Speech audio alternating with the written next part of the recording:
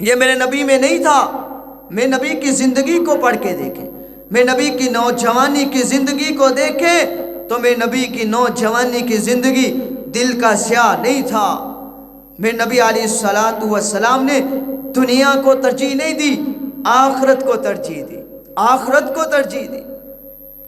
جو انسان آخرت کو ترجیح دیتا ہے وہ کبھی جھوٹ نہیں بولتا، جو آخرت کو ترجیح دیتا ہے وہ کبھی دھوکہ نہیں دیتا، جو آخرت کو ترجیح دیتا ہے وہ کبھی امانت میں خیانت نہیں کرتا، جو آخرت کو ترجیح دیتا ہے وہ اللہ کی عبادت کی خلاف ورزی نہیں کرتا، اللہ کے حکموں کی خلاف ورزی نہیں کرتا۔ اور اسی طرح وقت کا ضیاع ہے، لمبی لمبی امیدیں باندھی ہیں۔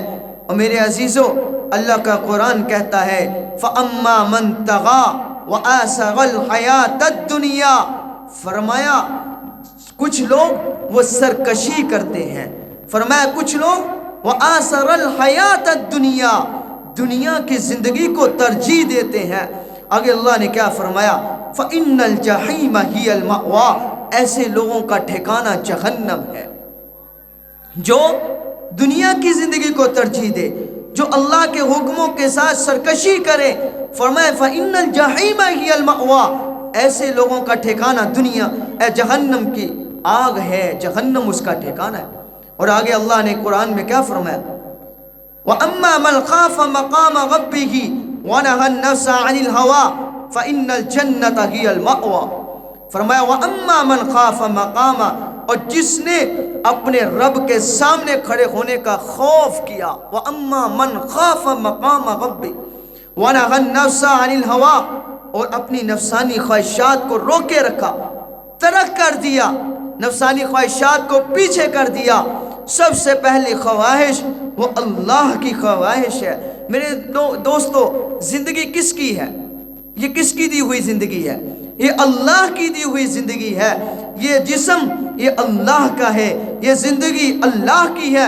پھر اپنی مرضی کیوں، پھر اللہ کی مرضی ہونی چاہیے۔ ہماری قدم قدم پہ اللہ کی مرضی ہو، اللہ کی مرضی کے خلاف کام نہ ہو۔ پھر اگر اللہ کی مرضی کے خلاف ہوگا پھر انسان اللہ سے سرکشی کرنے والا ہوگا۔ اب ایک والد ہے، وہ روزانہ کما کر اپنے گھر والوں کو کھلاتا ہے، آخرکار گھر والے اپنے باپ کے ساتھ سرکشی کریں، اس کے حکموں کی خلاف ورزی کریں، وہ باپ کیا کرے گا؟ وہ اس کو ٹھکانے لگا دے گا۔ اسی طرح اللہ فرماتے ہیں جو میرے ساتھ سرکشی کرے گا میں اس کو ٹھکانے لگا دوں گا، جہنم میں پھینک دوں گا۔ آگے فرمایا جو اللہ سے ڈرتا ہے اور سرکشی نہیں کرتا، اپنی نفسانی خواہشات کو ترک کر دیتا ہے، فرمایا فَإِنَّ الْجَنَّةَ هِيَ الْمَأْوَىٰ، ایسے لوگوں کا ٹھکانہ جنت ہے۔ میرے عزیزو، جنت ہے۔ اللہ نے نبی علیہ السلام نے فرمایا 5 چیزوں سے پہلے 5 چیزوں کو غنیمت جانو۔ یہ حدیث ہے، اس میں ایک بات کو لے کر چلوں گا۔ فرمایا کہ 5 چیزوں سے پہلے 5 چیزوں کو غنیمت جانو۔ ایک چیز جس میں فرمایا بڑھاپے آنے سے پہلے جوانی کو غنیمت جانو۔ آج بڑوں سے پوچھو جن کے سفید بال ہو چکے ہیں، اور ان سے پوچھو جن کی آنکھوں کا نور جا چکا ہے، ان سے پوچھو جس کے آج ہاتھ وہ ہلانے سے معذور ہو چکے ہیں، آج ان سے پوچھو جو چلنے سے معذور ہو چکے ہیں۔ ان کو اللہ نے وقت تھا، ان کو طاقت دی تھی، قوت دی تھی، وہ ہر کچھ کر سکتے تھے، لیکن سرکشی کر گئے، لیکن اللہ کی حکموں کی خلاف ورزی کر گئے۔ میرے عزیزو، جوانی ہے، فرمایا کہ جوانی کو بڑھاپے آنے سے پہلے غنیمت جانو۔ کیوں؟ اس لیے کہ جوانی میں اللہ نے طاقت دی ہے، قوت دی ہے۔